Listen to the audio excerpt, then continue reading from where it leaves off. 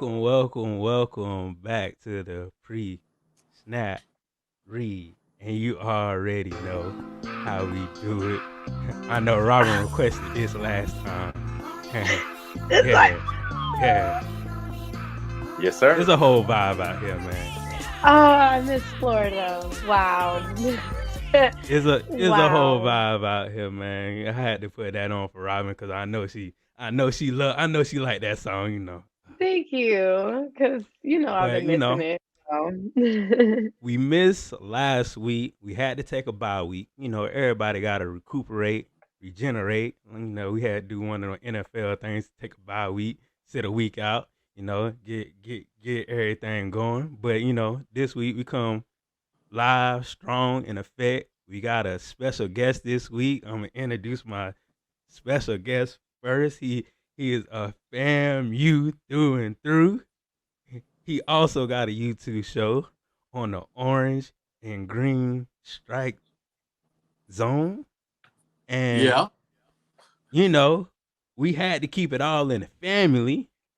So I got my boy, Mr. Kofi, in here. Some people just know him as Kofi. Some people know him as Mr. Kofi. Some people know as that man, that bad man that know a lot about FAMU. Introduce yourself, Kofi. Tell them what people what you about. Hey, man, I'm just about, just uplifting HBCUs, especially Florida Agricultural and Mechanical University, located on the highest of Seven Hills in Tallahassee, Florida. The number one public HBCU, and we all know that it's the number one overall HBCU. So, of course, Period. I'm uplifting the orange and green on, I want to say 365, 7 days a week. Definitely, Mm-hmm. definitely love to hear that. And I got my two vets out here. I Let's got the go. lovely Robin McGee out here. Give him Rob, what's the good, man. Robin. Hi, guys. Well, one, it's good to be back. I kind of missed last week. I was like, oh, what I'm going to do on my time, on my evenings with my friends, talking about my sports. But yes, here we are, getting it through. We got a lot to talk about today, you guys. HBCUs are really kicking it off, and I'm ready and willing. Definitely. And I got that doggy dog eat world down there. Jerry Goodson. What's up with you, man? What's up, man? Glad to be back, man. Took a week off, man. I miss you guys. I miss talking about all these HBCU athletics. Good to be back, man. Good to be back. Definitely. And you already know how we do. Go ahead, Robin. Go ahead. Start us off on a good foot. Start us off on a good foot. Listen, okay, so we just got finished talking about how amazing our HBCU athletics are, but specifically we're going to tie in Texas Southern. So Texas Southern University has a 2-year. This was announced yesterday. A 2-year partnership with the Houston Texans football team. And the idea behind this partnership, one, will focus on some core initiatives, right? Improving athletic facilities, which we already know sometimes is a big challenge for our HBCU. They're going to be focusing on funding scholarship opportunities specifically for female athletes, student faculty, and also staff engagement. So they announced this partnership yesterday with the idea of one, kind of creating more community with our student athletes, and then also both on and off the field, especially as our athletes are, again, students, right? We're not just talking about them being athletically inclined and all of their accomplishments, but we do need to uplift them as students in the classroom, academically, and all of that. So Coach Lovey Smith definitely had his contributions. He definitely said this is something that we want to do for our Houston community as well as Texas at large, because we already know Texas has so many recruits across the board with all sports. So it's a beautiful thing that they're doing that. Houston Texans being the proud partner in this, they're going to be donating team officials, apparel, things like that, donating the money for those things, supporting the football field is some things that they're going to be doing. Getting involved with all of what it's going to take to get all these top tier recruits, because we know how it is. A lot of these athletes are looking across the board on where can I, one, get the most exposure, two, who has the best facility, right? And so being able to have this type of partnership to help TSU, bring about that advantage is going to be huge for that program. So it's going to create a lot of opportunities and programming for TSU in the long run. So it's going to be great. I hope that it can kind of continue, right? Because it's only 2 years, which could go, by in a quick fashion. So we'll see kind of what that entails moving forward. But it's going to be great to see how that can help them right now, especially where they are, all the social media that they're getting and the attention wise with the Houston Texans being involved in this. So what do you guys think? First of all, I think this is a great idea. I think I want first off say shout out to Lovie Smith. I think without him, it's not happening at all. We don't have a lot of black coaches in the NFL that even think about HBCUs. I'm glad he's taking his opportunity on that stage to kind of give back. Because like you said, these schools need it. All our HBCUs are struggling in some area financially, especially in athletics. So when he's doing this, it's helping build a better locker room, better things that we need for these athletes. It's going to be huge for that program. Yeah. What about you, Kofi? Hey, man, it's an awesome opportunity for Texas Southern University. I've often said that Texas Southern is a sleeping giant within the SWAC, and not just the SWAC, but the nation. At one point, they were the second or third largest HBCU. And as my sister stated earlier, Texas has a ton of athletes. So for them to be bottom feeders in the SWAC, especially in football, was always dumbfounding to me. Like, how in the world does that happen? They really do have the opportunity to be on top, literally, in all sports, just based off of Houston alone. But they have access really to the rest of the state. And the mere fact that the Texans are partnering with them, I think, is a huge opportunity for them and their alumni. Let's see if they are going to really capitalize on it. Because for me, there really is no reason why they aren't in the top tier every year. Definitely. Absolutely. Yeah, I think this is an awesome thing. I understand why it's 2 years, because we don't know how the tenure of Coach Lovie Smith is going to be there. I think that's the one main reason why it's 2 years, because the NFL is very tricky about coaches and who they want. And it's a win now league. You gotta at least you gotta win 8 games. You gotta go to the playoffs to do something, to make something of your name. So I think that's probably one of the reasons why it's 2 years. They're giving up some facilities, like you said, Robin, for those players to practice. They're awarding female scholarships. That's unusual for a football team, just to award just female scholarships. So that's literally amazing for the female side point. And they're also, helping out with internships, staffing, volunteers. So, just that goes hand in hand with everything, because you get to actually learn stuff from the NFL while you're in college. You don't have to graduate. Yeah, let me just say this as well. I will say that this is also due to the Brian Flores effect, and what he is bringing to the table. Yes. I'm not dumb. You know what I'm saying? When it comes to this, they have been in Houston all this time, and this is the first time that they actually acknowledge Texas Southern University. It's kind of like, come on, man, like, really? That was actually going to be my question to you, Kofi, is like, why now? You know what I mean? Because I was just thinking about that before, and it just seems very coincidental that they're tying in these loose ends, for sure. They've got a lot of little things that are out there. It's kind of like, Deshaun Watson said he wasn't going to play for them. So then all of a sudden, here comes all of these allegations a week later about him and the massage therapist with the happy endings and all this other stuff. Then you had, just a year and some change of the allegations concerning him. Then, Brian Flores, a guy who has a winning record, he's undefeated he's 3-1 against Bill Belichick, right? There are not many coaches, white, black, or whatever, that are 3-1 against Bill Belichick. They're interviewing this guy to be their head coach. And they were going to hire basically somebody who was not even a college head coach. Yep.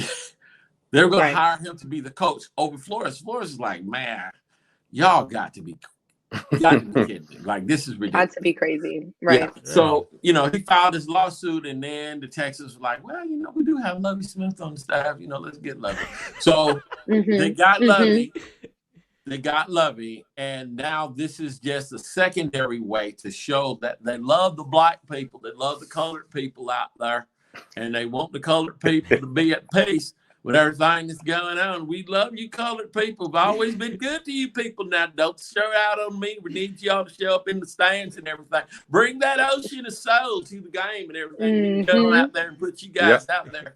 And we give you all some scholarships and everything. Don't call us racist and don't point fingers, because we always been good to you people. We've been good. I understand. They say you people. You people. Right. Always good. They always want to point out all the good things, quote unquote, that they've done, just so that they can check it off of their list. But they don't want to talk. They don't want to talk about 400 years. Right. No, they don't want to talk about. Let's just talk about since they've been in existence, Texas Southern. Correct. And I get bringing the band to come and perform. That's nice. That's cute. Right. But it's not community engagement, and it's not really necessarily helping. Now, I want to say that the NFL, by and large, does do a good job with the whole United Way and all that other stuff that they do. The players really have a lot going on, but you know, helping HBCUs right now is the thing to do. It is the end thing to do, and it's going to be on us to capitalize on these moments to send our HBCUs to the next level. This is the time that we need to be asking for everything we could possibly get and be putting the pressure on these people to help us by any means necessary. Yeah, I can kind of agree with that. To kind of piggyback off that, I think this is just one team of many teams you can kind of start seeing doing the same thing to kind of cover my own ass to make sure we don't get kind of showing out for, racism. When in actuality, a lot of these teams, of course, they have racist owners and people that are at the top that are racist. So when you see actions like this is kind of like, hey, we're not racist. We can't be racist. We have a black friend. That same type of thing. We can't be racist. We gave Texas Southern such and such and such. We can't be racist. We hired a black coach. So these are the things that you'll see happen to kind of cover themselves up, basically. Yeah. Y'all make a good point. It's just really seeing, after this 2 years, then what?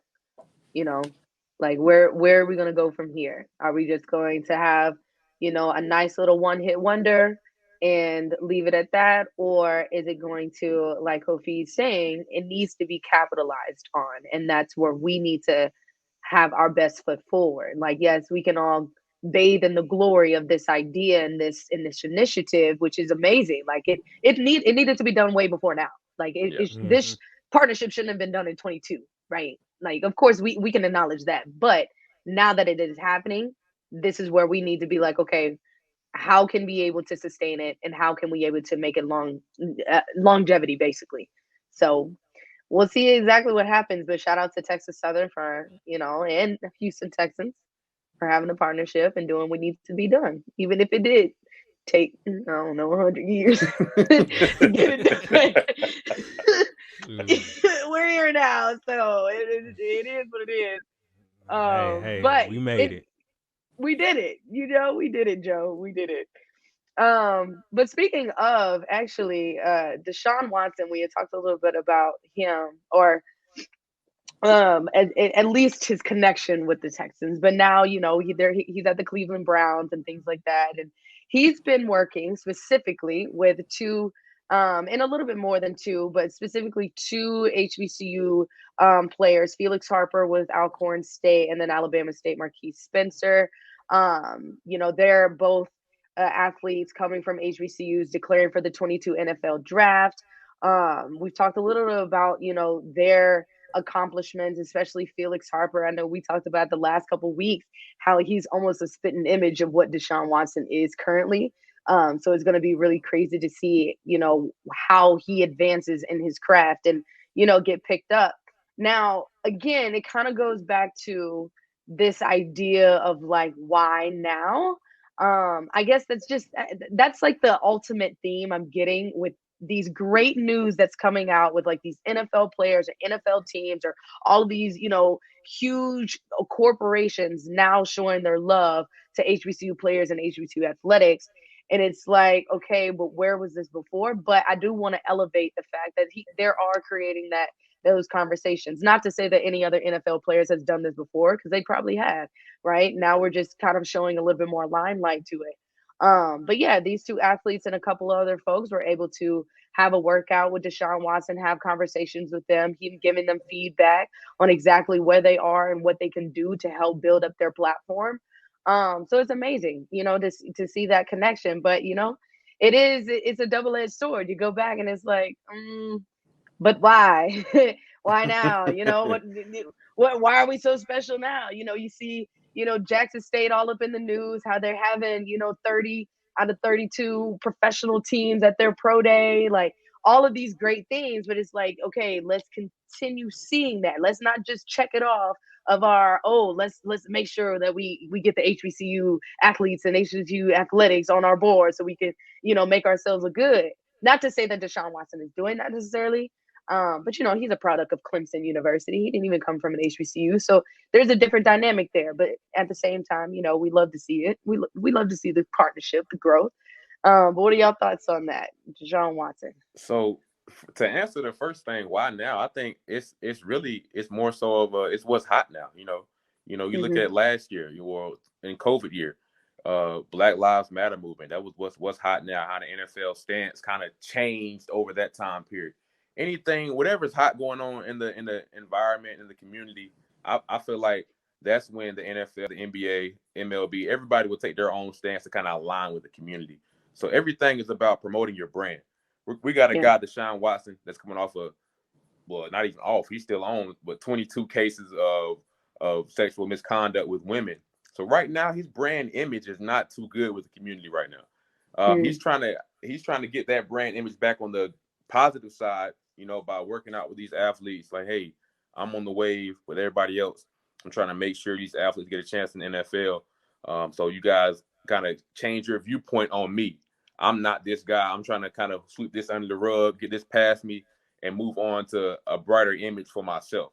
That's what I can see him doing with this opportunity. Because like you said, he's been in the league, since 17, I believe. Yeah, 2017. It was about 17, and he has 6 years. And this is now, he came out of Clemson. Yeah, like 5 years he's been in. He hasn't worked out with HBCU athletes before or had taken that opportunity before. Now it's because it's what's hot. So it's all about personal brand and improving your personal brand image with me. Yeah. Absolutely. I mean, you hitting it on the head. I mean, we all got two eyes. We can see, we know what's going on, and being at HBCU, we're hip to the signs of the times and what's going on around about us, and especially being a Rattler, I was going to say the Bible said, but the alma mater says we fight and win whatever the battle be. We fight and win whatever it was. So, Rattler Nation is always ready to, just jump in there and, and let people have it when things are out of order. But let me just say, again, because I'm a Deshaun Watson guy, I want him to do well. I want him to recover. But, I mean, bro, this is your first time noticing that there were HBCUs that needed, some players that needed some additional guidance. You could have been doing this. So, you know what I'm saying? But welcome and keep doing it. So welcome and keep doing it. Welcome and keep doing it. Welcome and keep doing it. Keep doing it. Yeah, keep doing it. And let's come on in, take your shoes off. Now I got some lemonade over there in the corner and some cookies in the kitchen. Yeah, he's been able to come to the tailgate and the cookout. I like Deshaun. He can come. Now, Bud Adams with the Texans, I don't know yet. I don't know. No, I don't know yet. Arthur Blank, I don't know yet. I don't know. But I said all that to say, this is the time if we are going to capitalize and see better facilities, see more resources poured into our schools. This is definitely the time. And with this being, I want to say, an election year, as we elect our governors and state officials, as this is an election year, even with the FAMU Alumni Association and who we're putting in the office, as this is an election year, with all of those things, this is key. Sometime, just speaking out loud, within the next year, we could have a whole new president. We could have a new athletic director. We could have a whole bunch of the whole scene at FAMU could definitely shift. So we need to be on point. I have a question for you. Just on the topic of this, what do you think, in using Deshaun Watson as an example, what he's doing with these two athletes and even more that he's worked with, what is that actually, the benefits that people may not understand off the surface is doing for, HBCU athletics or HBCU athletes for that matter? What is that partnership, that community, that rapport of having someone of the status of Deshaun Watson, having that relationship with HBCU? Well, in terms of his draft status, it's not going to do a whole lot regarding that, because the NFL, they look at your body of work, they look at what you've been doing, they pretty much know by now who they're going to draft. Mm-hmm. They know who they're probably going to look at if they are available as undrafted free agents. But what it does do for our athletes is it exposes them to the professional life or the NFL life and the NFL way of doing things. Mm-hmm. It's totally different. In college, you had somebody that was literally there to hold your hand, to make sure you got up and basically, hopefully went to class, did what you're supposed to do, go to study hall, do all that stuff. The NFL, they're like, look, we are paying you millions of dollars to get out here and represent our brand.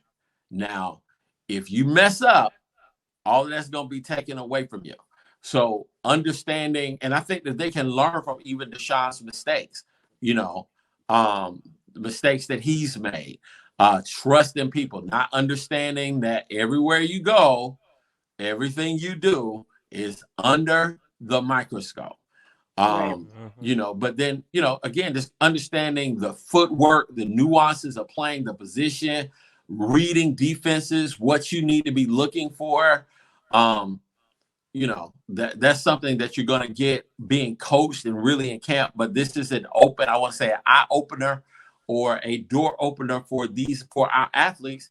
And the good thing about right now is that there are multiple professional leagues. You've got the NFL, you've got the USFL, you've got the XFL, you've got the Canadian Football League, you've got the World Football League, and there are a number of other smaller professional leagues where if you really want to play professional football and develop your craft, you can do that. So you'll have an opportunity to go to the next level. If you want to play, in NFL, then, you got to get your game up. Right. That's good points. Definitely. Back to your statement, Kofi. Deshaun Watson was playing South Carolina State every year. All 3-4 years he was playing.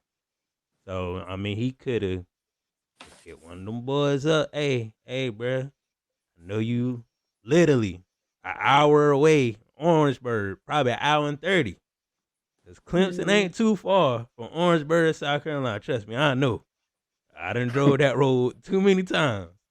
So, he really could have made that connection there. But, doing it now, like Jerry said, it's the thing. Like, I guess everybody wants the black school to succeed now.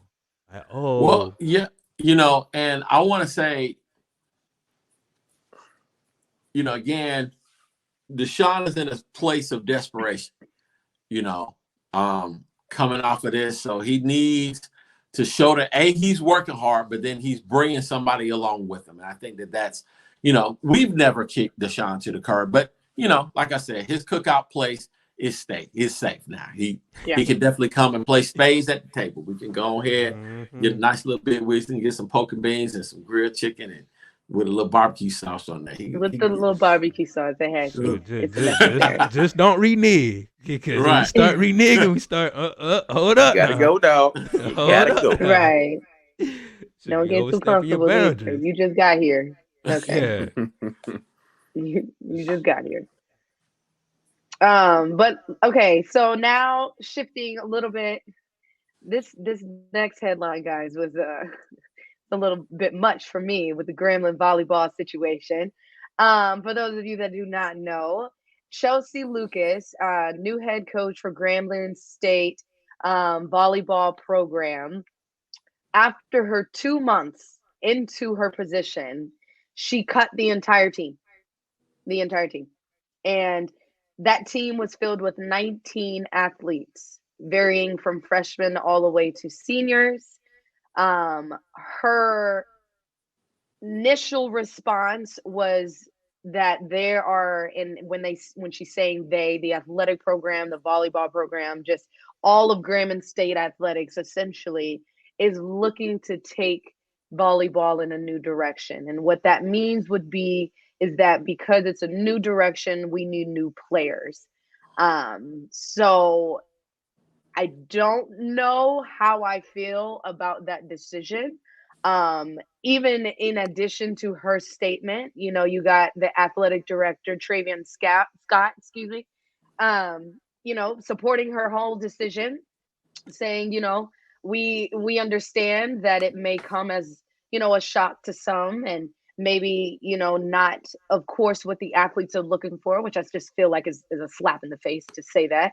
But anyway, neither here nor there, we are out with the old and in with the new, so to speak. That's their idea. That's the foundation of this decision. So I don't know. I don't know if that's the route that I would have personally taken as a coach. And I'm currently a coach right now, and I understand what it means when you do want to have a different vision as a new coach, but to completely explode or implode the current foundation, I don't know if that is an effective tactic. Yeah, that's how like deep I had to think about it, because I'm trying to give her some credit, because clearly she's coming from, where did she come from? UAPB. I do believe she came from UAPB, and I don't think they were like and forgive me because I'm not familiar with all the statistics of volleyball. Okay, they've been taking L's. Okay, so in essence, it's again coming from a program that didn't win championships every single year by any means, and now you're at this program, which Grambling, and Kofi, you can actually chime in on this. How are they statistically as far as volleyball is concerned in their previous years before Coach Lucas's position? Were they comparable to USC? Let's just look at last year. I mean, they finished third, right? Behind FAMU and Jackson State. So correct. They didn't necessarily win the conference. They didn't finish in first in the regular season or in the tournament. Correct. I've got a whole problem with the way that this was handled, because as HBCUs, we brand ourselves basically to be the universities that treat our athletes as more than just property. We want to see you develop from the inside out. That's the way we're branded. We don't just throw you away and just kick you to the curb. That's not, quote unquote, the HBCU way. That's not the way that we do this. Now, the white schools, the PWIs, they do that all the time. For the record, let me start from the beginning. A coach has a right to overturn a roster. If they see fit to overturn a roster to something, because they are ultimately paid to win. Mm-hmm. That being said, public perception has to weigh in on the decisions that you make. Correct. And if your decision is going to bring bad public perception to your program and to your school, you might want to hold off or adjust the way that you're making that decision, and be patient with the process, and show your coaching prowess that you can take what they had last year and win. And win. Exactly. And win. Now, again, it just put a whole sour taste, because this was not the first Grambling incident that they've had. You know, they had the whole Art Browse thing, and I'm just sitting up there. Then apparently for the FAMU homecoming game, the kids was up there and they were eating cereal for breakfast for the game. And I'm sitting there like, come on, guys. Like, at what point do you all choose to upgrade and do what you're supposed to do by your program and by your student athletes? The good thing is, from a women's perspective and even Title IX, they're always going to be taken care of from that standpoint. Right. Student athletes also have the right to go if those athletes had chosen openly to just go ahead and transfer and go to another school. That was within their rights to be able to do so, and they can still do that. Yeah. And the transfer portal is a hit. Yeah, I just did not like the way that this went down. You got a whole 19, you got the 19 young ladies and incoming athletes. Yeah, to clear that as well. Incoming athletes. That's a lot to just have to overturn, and it's more bad press for Grambling. So, it's not good. Yeah. Mm-mm. Yeah, it's a big distraction, because now she can't even necessarily work out her players the way that she wants to, because she's got to clear this up, and the AD has to clear this up. It's a whole distraction. She's coming to work and having to answer questions about this. That's going to follow her around for at least the next 6 months. Yes. Not to mention going into the season, especially if she doesn't win. Right. And not to mention the student athletes are now starting to speak up. Because before, the attention was just on the coach, the AD, the decision that they're making. Now, we have these athletes are speaking up. One of the seniors, or rising seniors rather, was like, I want a public apology from the coach, from the athletic director, from Grambling State University president, from the alumni. Like, she's like, and she has every right to feel the way she's feeling, especially as a senior. Like, but we understand. Again, I want to say they don't owe her anything. No, they don't. But I feel like she has a right to feel the way that she's feeling. They don't hold her anything. Absolutely. I totally agree with that, because like you said, the coach has the ability to do that, to flip it around however way she feels. But again, it's a double-edged sword. Again, that conversation of like, okay, yes, it could be justified. Yes, we can, lay out a law, look at the contracts, look at all the, ins and outs, and be like, yeah, she has a right. But it's like, was that the approach to do it? I don't believe so. And I agree with you on that, in that perspective, for sure. So I don't know. Yeah, I'm totally disgusted with how she handled that. It was a classless, it was a disrespectful act from how she handled that situation. We know at a HBCU, most of the time it's a family environment. So if we're not like a PWI, they'll cut people and do away with that stuff like it's a business. But at the end of the day, like HBCUs, we're built off of a family connection, a family vibe. Trying to uplift these athletes to build them into presentable adults after graduation. It's bigger than just a game. So for me, it was disgraceful. It was not a good act, not a good look for Grambling. And like Kofi said, it is a distraction for the program.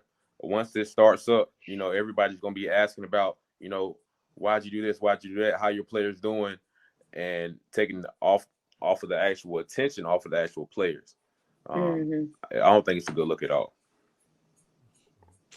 Man, and then the other students that have relationships with these kids, and again, if they don't win, bro, if this team, she might as well pack her bags. It's gone. This team don't win. Get your coat and keys and leave.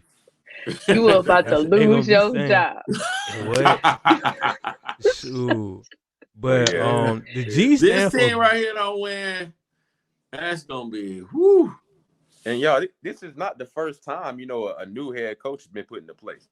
It happens across the board everywhere. And this is the first time where you'll see, at least on the college level, where they let go of every player.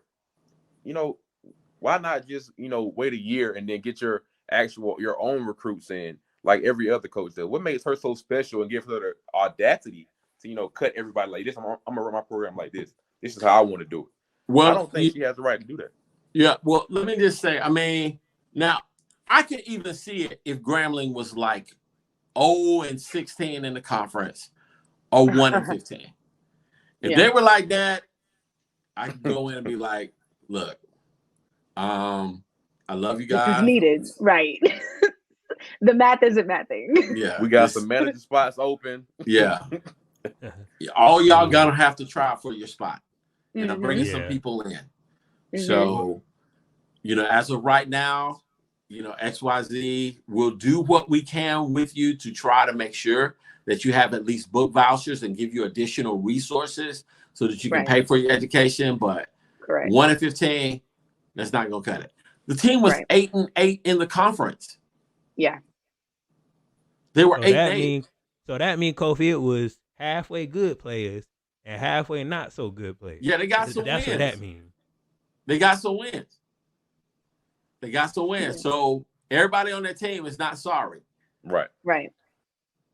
And you hit the nail on the head, Kofi, by saying even just looking at Grambling Athletics as a whole, they just went through scrutiny with the Art Brow situation. But let's also talk about how John Simon also has some things going on and is also facing some underlying scrutiny as well.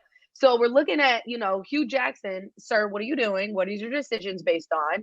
But also, you know, it does fall back under the AD. The AD it's like he's hiring these folks who's hiring these folks. So it's like the chain of command, right? And for the record, I'm all for second chances. I would have loved to have seen Browse get that second chance, just for me. Yes. Just me personally. But Grambling did not have the resources to fight the media storm that came along, you know, and that's just part of the thing that goes into your decision making. If we hire this dude now, right? You know, what it's been to break loose. So you got to be prepared. We need to make sure that we are prepared to handle this and stick with it long term. They weren't, and that's why it broke down. And our Browse just let it go. Yep. The G stand for gutter ball decisions right now. It really is. That's what the G stand for right now. Gutter ball decisions, boy. It really is. They can't. They always going left or right. They don't know to stay down the middle. Stay down the middle, man. Man, come on. But and Grambling have good news. Then next thing you know, after like a week of good news, Grambling has some bad news. Then after a week of good stuff, Grambling going on, then the next week is bad. They just had to pivot the other week, and the spring game was looking immaculate and everything, and a lot of people showed up at the spring game. Next thing you know, they hired this coach and all hell break loose. Didn't they get the Gatorade deal? They just got the Gatorade deal. Exactly. So, I mean, they're doing great things, but you can't follow it up with this. What they say, Ron? 2 steps forward, 4 steps back. They take 10 steps forward and take 20 steps back. Actually, they're sitting down. No, actually, they're sitting down. They're not even stepping. Look, just the AD, you know, and I get the courage to be able to make controversial decisions, right? Yeah. You know, you know, that I'm just looking for a positive. All right, obviously you're courageous, but your school and your brand has to be able to withstand the pressure, the outside pressure. Grambling is a major HBCU brand. So when they make a mistake, it's not just going to go to Grambling, Louisiana. It is going global within a matter of seconds. And then everybody's going to have questions, you know, in regards to how you do stuff. It's the same thing. We know that just, you know, being FAMUans, how quickly things can, you know, the climate can really, really shift and change. Like, holy moly, You know, CBS News is here, CNN, all the major networks. You know, everybody is talking about XYZ. So with respect to that, you have to be able to protect the integrity of your brand. It's kind of like, you know, at some point you have to be like Eveline and the Wiz and be like, don't bring me no bad news now. Don't bring me no more bad news, and we're gonna be good. Yeah. The Wiz was yeah. With that being said, though, do you think they can even? Now. Yes, sir.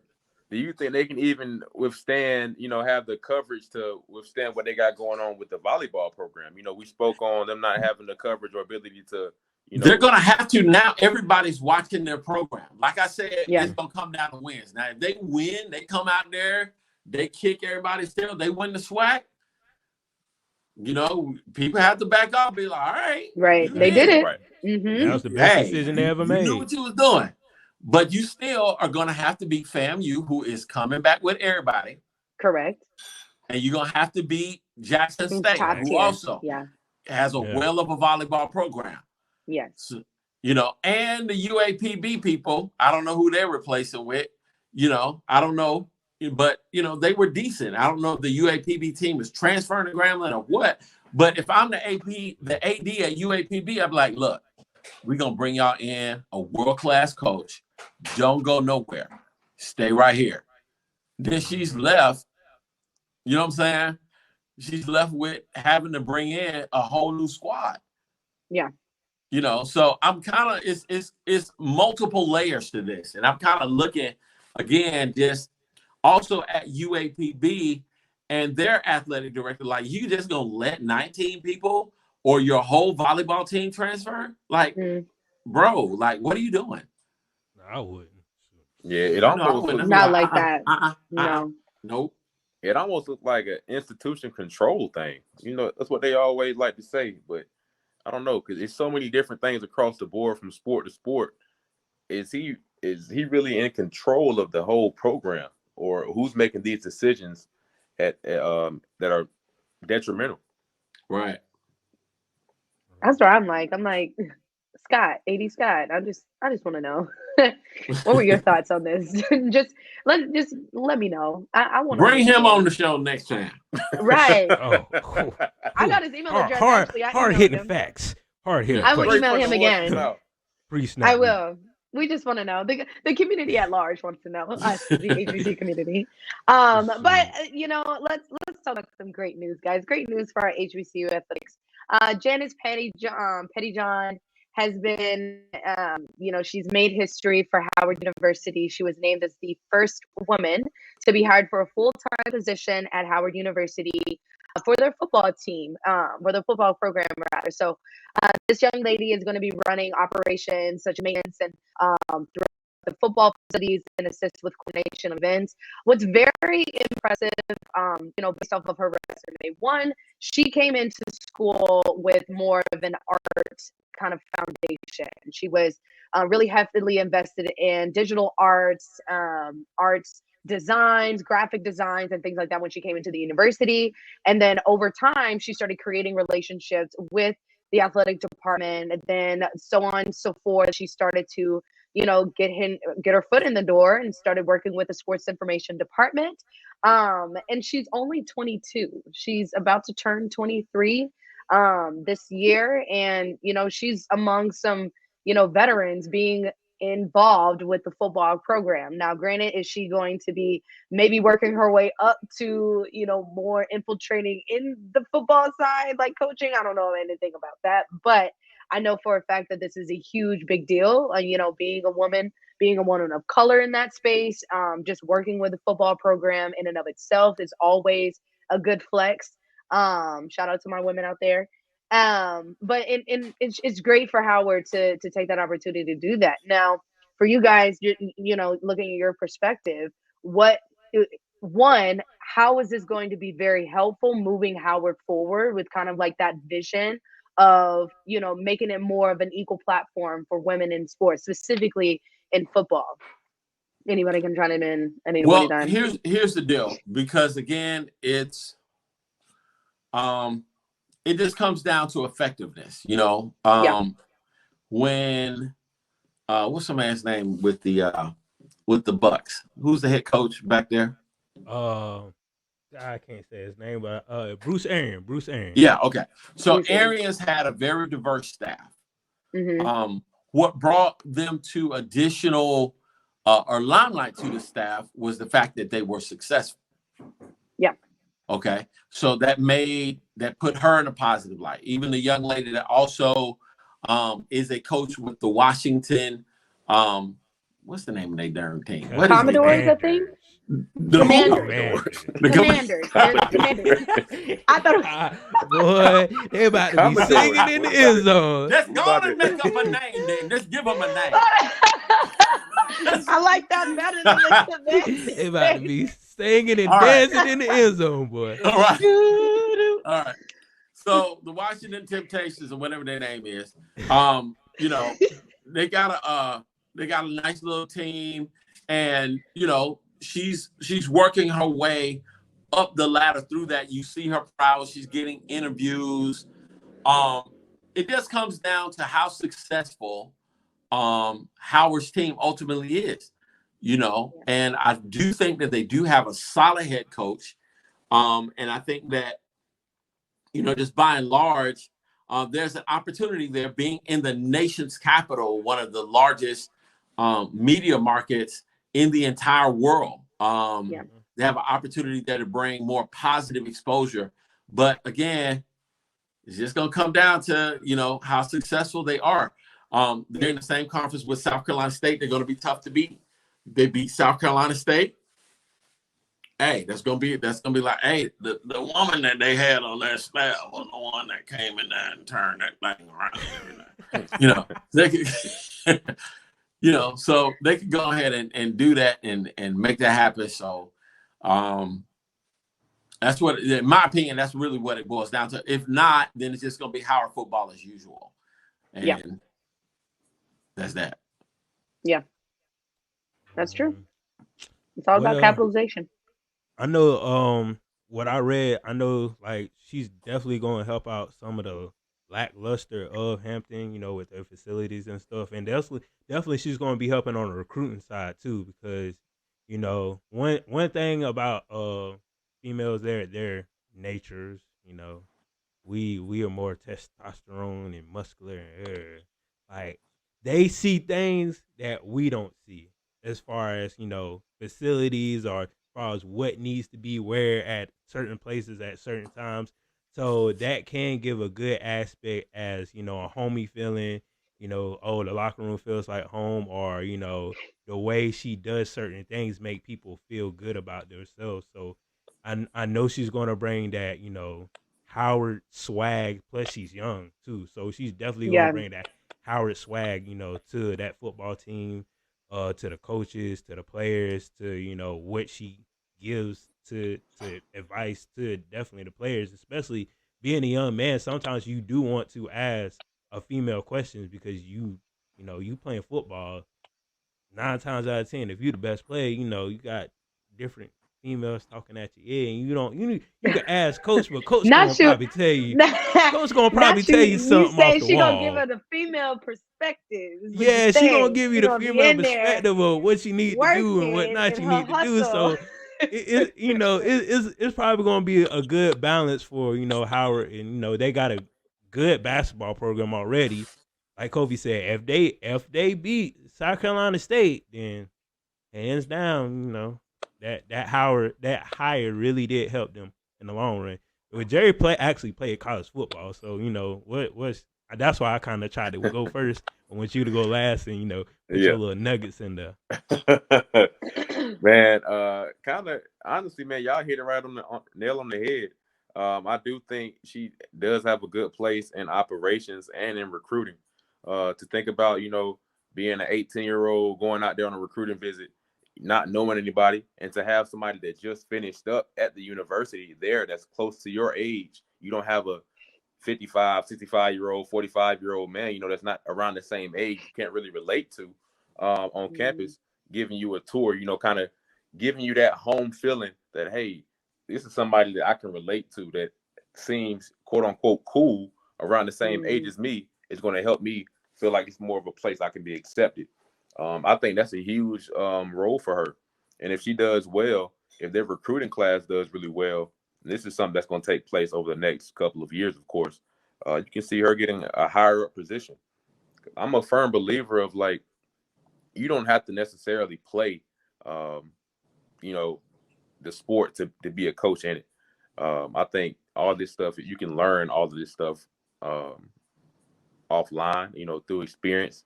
But I do think she does have a good place in operations on that side with Howard University. Mm-hmm. It's definitely going to come down to her attention to detail for sure. As she's working with facilities, she's working with the operations, equipment, all of those things. And with her having an experience with art, she does have an experience as well with equipment management. She graduated with her major in sports medicine residency. So she has a lot of, I think, different attributes that's going to help her in her role, and especially that organizational piece that you were just kind of mentioning, Ron, with women having the nurturing aspect. But I think it's also more so that organizational style that's really going to bring it together for them. So yeah, good for her. Good for Janice. Good for Howard. We needed some good news after Grambling. And I'm gonna say one thing: when you work at an HBCU, you need to know more than two things. Like, her resume is really stacked. So, like, you need to be an Army, Swiss Army knife when you working at an HBCU. You need to know how to do it all, because one day you're gonna be looking like a chicken with your head cut off, trying to run around and do five different things that somebody else should have did, but you got to do because they didn't do it. But they value people like that. They value folks who are able to do more, not just one thing. So it's going to look good for her to have that. From what I'm hearing, she has a really good rapport with the community up at Howard.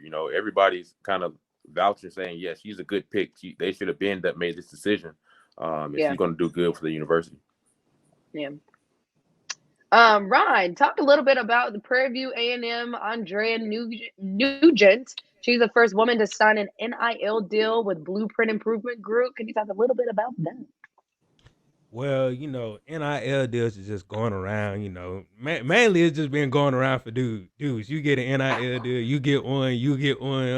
Oprah just throwing out NIL deals left and right, man. It's finally good to see, a female, and definitely a female at a HBCU, to get one as far as, this company. So this is definitely going to help out Prairie View, because not too many Prairie View athletes or Prairie View players get noticed, like Jackson State, like FAMU, like the top tier schools. So definitely this will help the female side of HBCUs too, because just coming off Jackson State, run of the basketball team, you rarely hear about females in athletics getting an NIL deal, just getting recognized for their sport or for their play or for their talent, or even in work in the classroom. So, and this young lady is a volleyball player. Yes. Andrea Nugent. She's a volleyball player. So, like, even to go to the volleyball side, not too many volleyball female athletes get noticed. Like, if they get noticed on the Olympic level. Now you're getting noticed at the college level, and you have a deal. So you're putting yourself out there more to get to that next level as far as, the Olympics. So this is amazing. I hope more female athletes from different sports besides basketball get these deals. Especially, I think they need more NIL deals in track, because track is a definitely outstanding sport for females, that they can just, if you give them that deal, I promise you 9 times out of 10 they're gonna carry it out. North Carolina A&T has phenomenal female track athletes. I can see them getting a deal like this pretty soon too. And last but not least, spring review, FAMU spring game review. Now, Kofi, you were there at the spring game, correct? Correct. All right. Talk a little bit about what do you feel like this team is going to do this year based off of how the spring game was working, all the athletes that were able to showcase where they are, what's going on. What do you foresee for our FAMU football season? The football team is loaded. We've officially reloaded in every list, literally about every position. The only disappointing thing that I saw was obviously my man Destin Coates getting injured in the second quarter. After talking with Coach Simmons, he may be able to return later in the year. That's a possibility. But I liked what I saw from the team. I think you saw the team split up, which I thought was very innovative. It was a very creative way to do it. It put the guys under pressure. They wanted to play, you want to play football. You want to see, again, Coach Simmons was saying that, sometimes during the fall, you might not be playing with your starting right left tackle or your starting center. Something will happen and they won't. So how are you going to be able to adjust in the midst of that? Can you still be successful without the guy that normally makes the call next to you? You still know what to do. Do you still understand your assignment? Do you still respond and make plays under pressure? So I like the format that they came up with. I thought it was great. I thought it was phenomenal, very innovative, good stuff. The quarterbacks, by and large, the new guys, in particular Musa, which is who everybody wanted to see. That first pass, it was a trick play that they were trying to execute. He ended up off his back foot and made the wrong throw. But the athletic play that Isaiah Major made to intercept the ball was incredible. And you saw how explosive and how fast he got down the field. I was like, holy, both this guy's flying. He's a linebacker.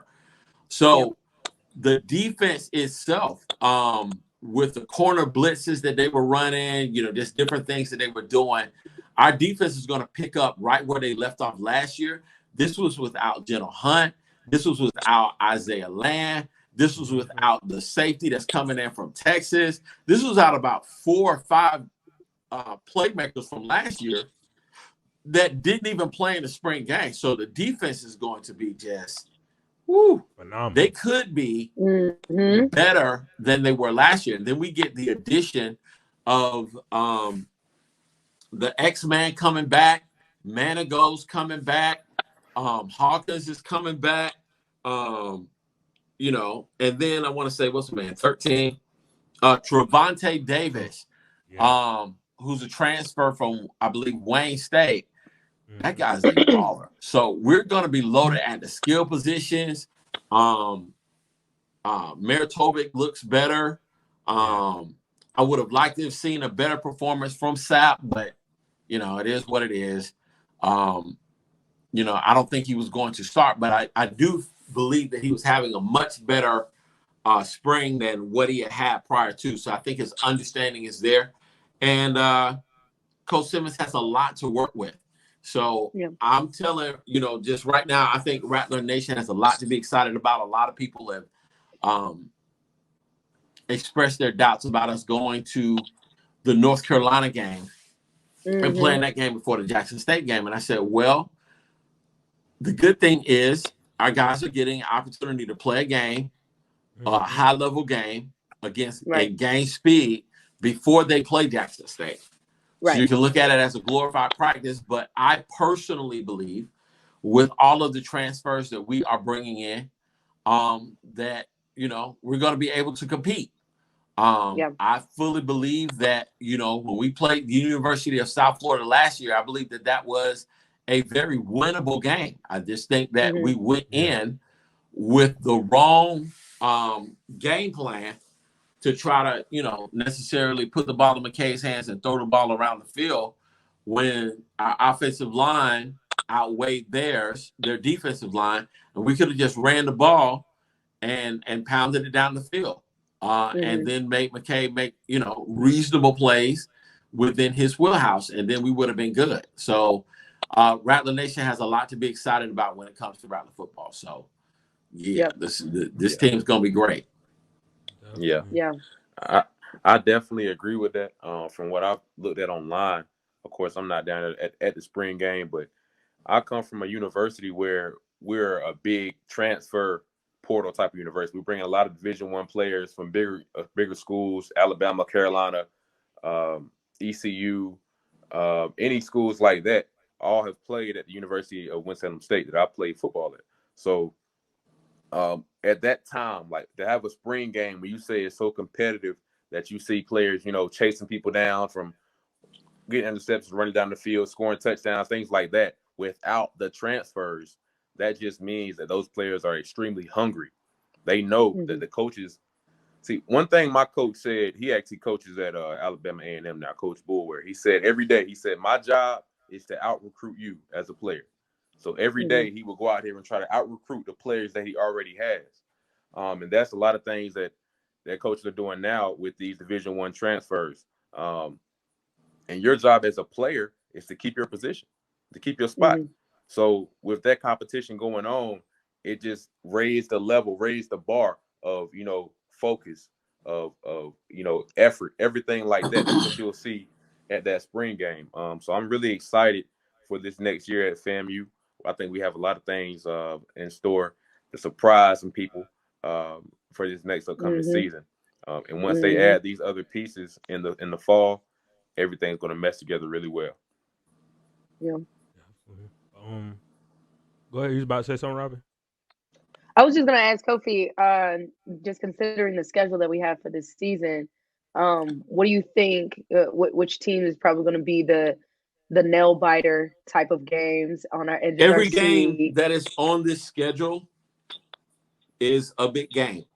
Okay. Starting with UNC. We all know Jackson State. We have got to beat Jackson. Please beat Jackson State. Yeah, my family is from Mississippi. So Coach Simmons, if you are watching this, please beat Jackson. Please beat Jackson State. Yeah. We don't get an NIL deal. We beat Jackson State.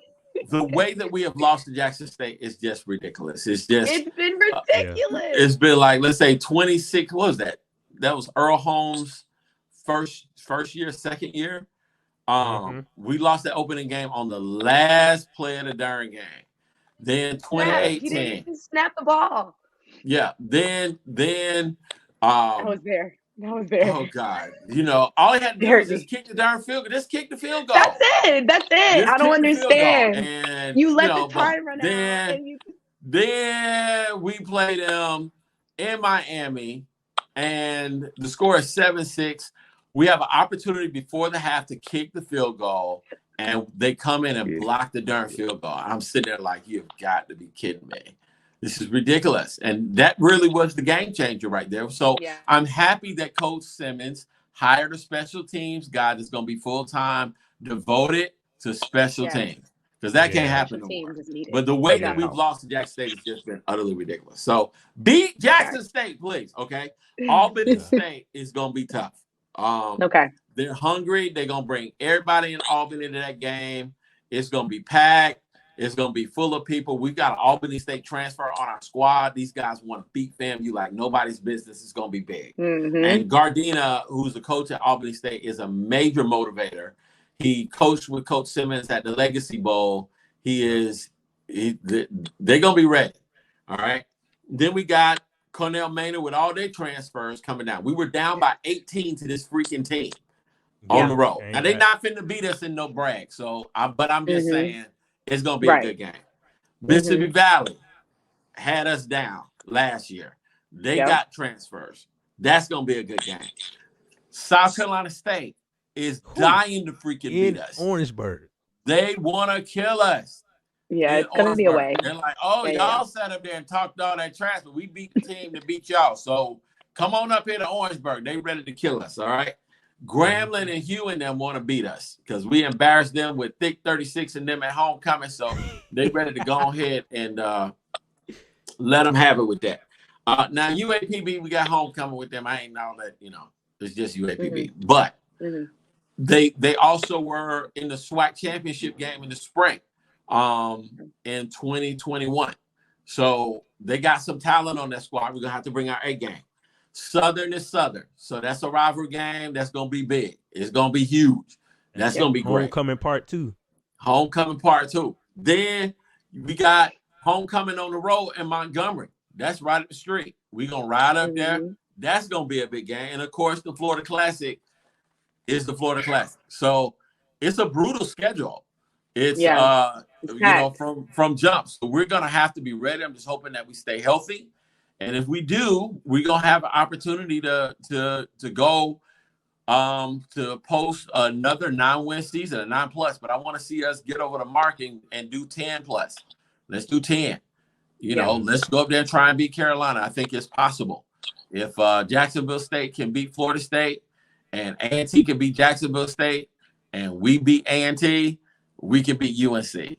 It's just a matter of us going up there and believing and coming up with the right game plan. We're going to need at least 28 points to be able to compete with Carolina.